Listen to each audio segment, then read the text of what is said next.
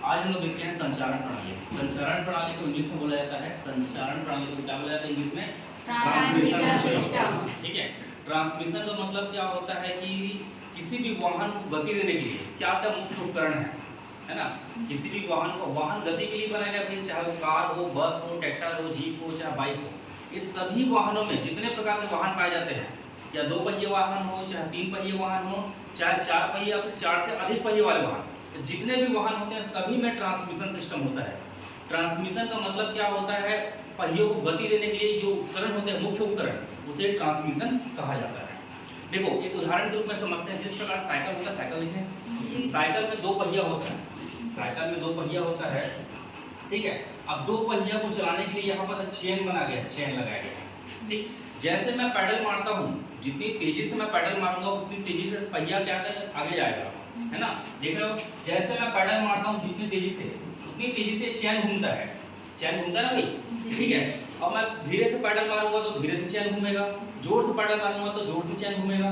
अब ये चेन घूमकर क्या कर रहा है? चेन घूमकर पहिया को आगे ला रहा है ना? चैन जितने तेज घूम रहा है उतनी तेजी से पहिया को आगे ला रहा है, पीछे वाले पहिया को। आगे का पहिया कोई काम करनी है, वो केवल दिशा के लिए है, या इधर घुमाना है या उधर घुमाना है, समझ आ रहा है? पीछे का पहिया ही क्या कर रहा है? केवल आगे आ रहा है, समझ आ रहा है? और वो चैन जितना मैं तेजी से चैन घुमा तो घुमा रहा हूँ, पैडल मार रहा हूँ, उतने तेजी से चैन घूम रहा है, और चैन घूम रहा है तो ये सॉकेट घूम रहा है, और सॉकेट घूम रहा है तो ये पहिया आगे आ रहा है, समझ आ रहा है? तो साइकिल में अगर देखा जाए तो मैं अपनी ऊर्जा का प्रयोग इस चैन को घुमाने में कर रहा हूँ, है ना? मैं अपनी ऊर्जा का प्रयोग, अपनी शक्ति का प्रयोग इस चैन को घुमाने में कर रहा हूँ, जिससे ये क्या हो रहा है? संचारण प्रणाली बन रही है। बात समझ आ रहा है? संचारण प्रणाली। इसी प्रकार से बाइक में देखते हैं, बाइक में भी क्या होता है? 2 पहिया होता है, 2 पहिया होता है, और इसमें भी चेन लगा रहता है, ऐसा लगा रहता है। लेकिन बाइक में क्या होता है? बाइक में मैं पैडल नहीं मार रहा हूँ, पैडल मार रहा हूँ क्या? नहीं। बस यहाँ अंतर ये है कि बाइक में क्या होता है? जो शक्ति है वो इंजन बना रहा है, समझ आ रहा है? साइकिल में क्या है? मैं अपनी शक्ति का प्रयोग कर रहा था पैडल मारने के लिए, लेकिन यहाँ क्या होता है? ये इंजन है, इंजन में शाफ्ट लगा रहता है, उसी शाफ्ट के माध्यम से ये चैन घूमता है। अब चैन घूमता है तो पीछे वाला पहिया आगे आता है। बात समझ आ रहा है? मतलब कि बाइक में क्या होता है? ट्रांसमिशन सिस्टम में इंजन होता है, इंजन अपनी शक्ति का प्रयोग करता है, और उस शक्ति के प्रयोग से क्या कर रहा है? वो चैन को घुमा रहा है। बात समझ आ रहा है? और यह शक्ति कैसे उत्पन्न हो रहा है? रासायनिक ऊर्जा से यांत्रिक ऊर्जा में। बात समझ आ रहा है? इंजन क्या है भाई? रासायनिक ऊर्जा का प्रयोग यांत्रिक ऊर्जा में करना। क्लियर है? ठीक। अब देखते हैं कार में। कार में क्या होता है? जैसे हम देखते हैं कि एक कार होता है, एक कार होता है। अब कार में क्या होता है? एक इंजन होता है, लेकिन इंजन का प्रयोग पूरे पहियों को चलाने में कैसे करते हैं उसको हम समझेंगे, ठीक है? अब हम देखते हैं कि संचारण प्रणाली में क्या होता है। संचारण प्रणाली क्या होता है? इसका उद्देश्य क्या होता है? इसका महत्व क्या होता है? इसके प्रकार कौन कौन से हैं? तो एक बात समझना है, संचारण प्रणाली क्या होता है? जिसमें वाहन को चलाने के लिए जो मुख्य उपकरण होते हैं उन्हें संचारण प्रणाली कहते हैं, ठीक है? समझ आ रहा है? ट्रांसमिशन क्या होता है? पावर को ट्रांसमिट करना, पावर को ट्रांसमिट करना मतलब कि इंजन द्वारा बनाया गया ऊर्जा को पहियों तक पहुंचाना। क्या बोला मैं? इंजन द्वारा बनाया गया ऊर्जा को पहियों तक पहुंचाना, इसे बोला जाता है क्या? संचारण प्रणाली या ट्रांसमिशन सिस्टम। समझ आ रहा है? अब हम देखते हैं क्या होता है। अगर संचारण प्रणाली में देखते हैं, संचारण प्रणाली में मुख्य 5 हिस्से होते हैं।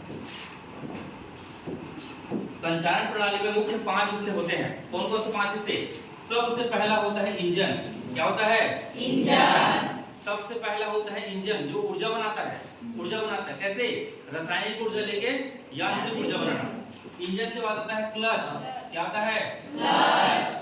अभी मैं अलग अलग बता रहा हूँ, फिर एक एक को अच्छे से पढ़ेंगे, ठीक है?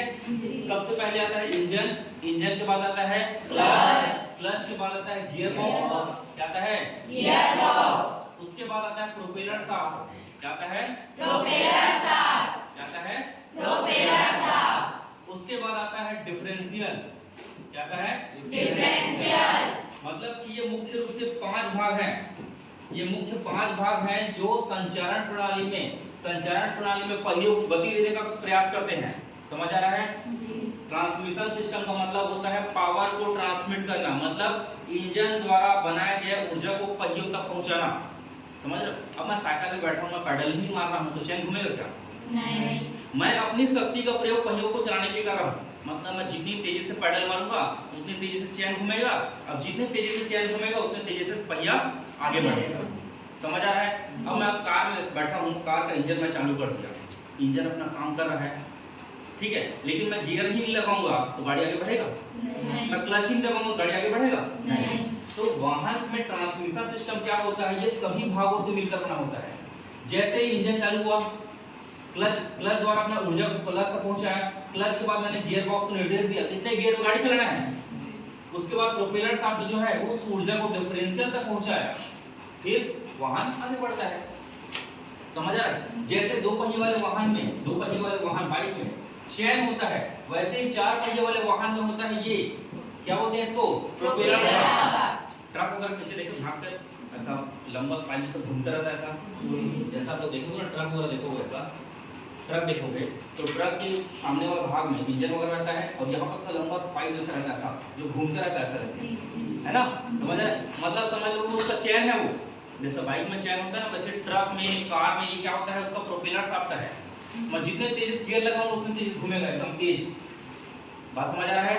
ठीक है। और वो घूमकर इसको डिफरेंशियल, इसके अंदर भी गियर लगा होता है, अब ये डिफरेंशियल में पहुंचेगा ऊर्जा, अब ये ऊर्जा क्या करेगा, दोनों पहियों में भेजेगा और वाहन आगे बढ़ेगा।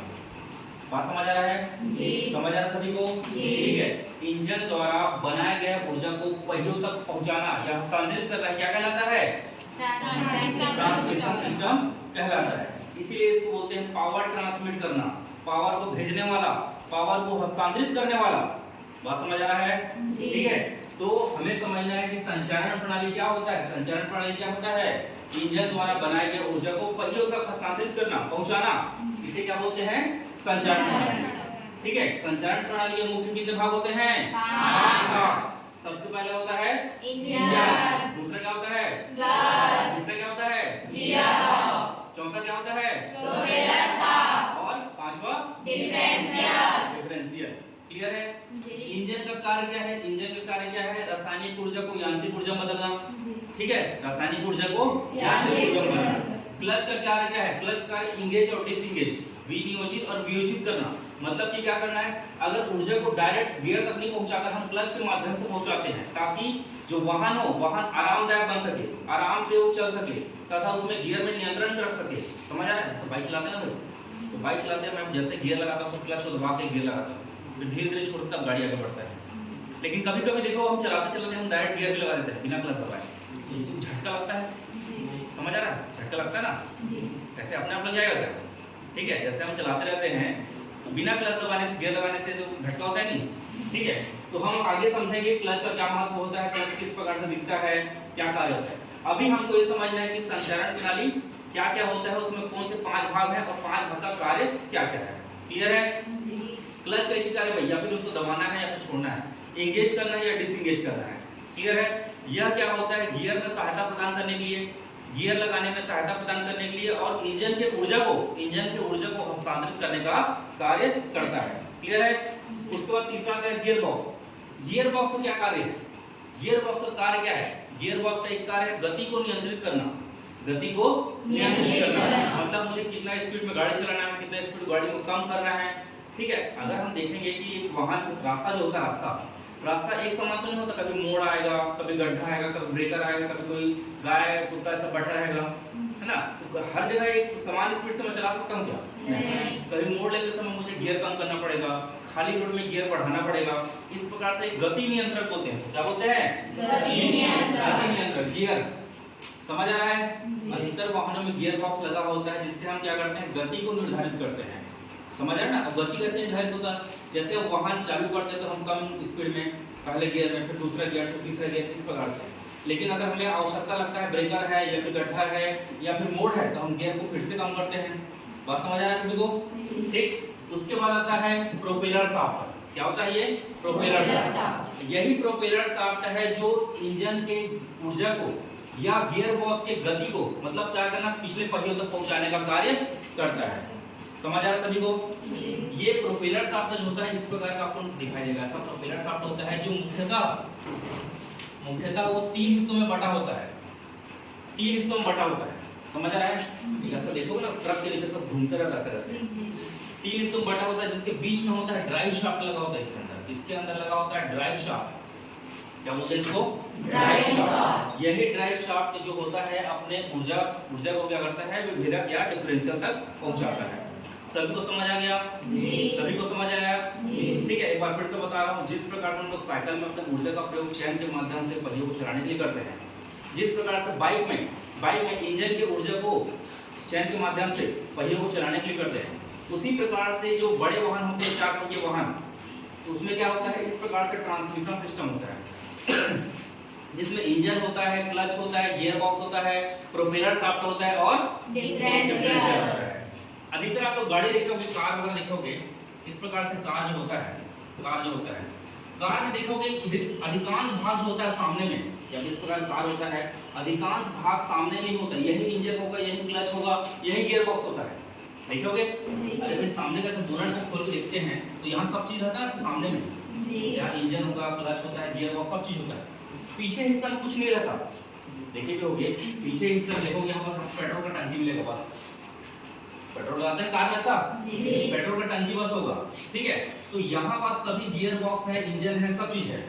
ठीक, और बस यहाँ पर एक प्रोपेलर शाफ्ट ऐसा लगा रहेगा, प्रोपेलर शाफ्ट। बात समझ आ रहा है? यही प्रोपेलर शाफ्ट के माध्यम से इंजन के ऊर्जा को मैं पहियों तक पहुंचा पाता हूँ, तभी वाहन आगे बढ़ता है।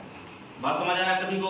जी। संचारण प्रणाली हमें समझना है कि संचार करना है, मतलब कि चीजों को संचार होते हैं ना, संचार प्रणाली पढ़ते हैं लोग, संचार कम्युनिकेशन सिस्टम, अपनी बातों को दूसरे तक पहुंचाना। समझ आ रहा है ना? उसी प्रकार से वाहन जो होता है अपनी ऊर्जा को पहियों तक पहुंचाने के लिए मुख्य उपकरण है। यहाँ पर क्लच है, गियर बॉक्स है, प्रोपेलर सिस्टम, प्रोपेलर शाफ्ट है और डिफरेंशियल, जिसे बोलते हैं क्या, विभेदक। समझ आया सभी को? जी। सभी को समझ आ गया? जी। अब ये ट्रांसमिशन सिस्टम जो होता है ना, वो मुख्यतः चार पहियों में ही होता है। जैसे देखो वो ट्रक में, अब बोलोगे सर ट्रक में तो 12-15 पहिया होता है, तो देखो ट्रक में ऐसा होता है, ट्रक में यहाँ पास एक पहिया, यहाँ पर दो पहिया, मतलब आगे पीछे करके चार पहिया, इतने में ही होगा। बाकी ये सब क्या है, एक्स्ट्रा पहिए लगे रहेंगे वाहन को क्या करने के लिए, वाहन को सपोर्ट करने के लिए या वाहन की क्षमता को बढ़ाने के लिए। देखोगे ट्रक में जो मुख्य इतना भाग होता है, चार पहिया जो होता है ना, चार पहिया, इसी में ही ट्रांसमिशन, यही engine, clutch, gear, propeller shaft और डिफरेंशियल होता है। बात समझ आया सभी को? जी। ध्यान समझना है, किसी प्रकार का कोई डाउट आएगा तुरंत पूछना है। ठीक, तो हम देख रहे थे संचारण प्रणाली। संचारण प्रणाली में मुख्य 5 हिस्से होते हैं और यह क्या करता है, इंजन द्वारा बनाया गया ऊर्जा को पहियों तक पहुंचाता है। समझ आ रहा है सभी को? ठीक है, यह जो होता है अधिकतर हर एक वाहन में होगा, चाहे वो बाइक में हो, चाहे ट्रक में हो, चाहे कार में हो, चाहे बस में, सभी में संचारण प्रणाली ही कार्य करता है। समझ आया सभी को? जी।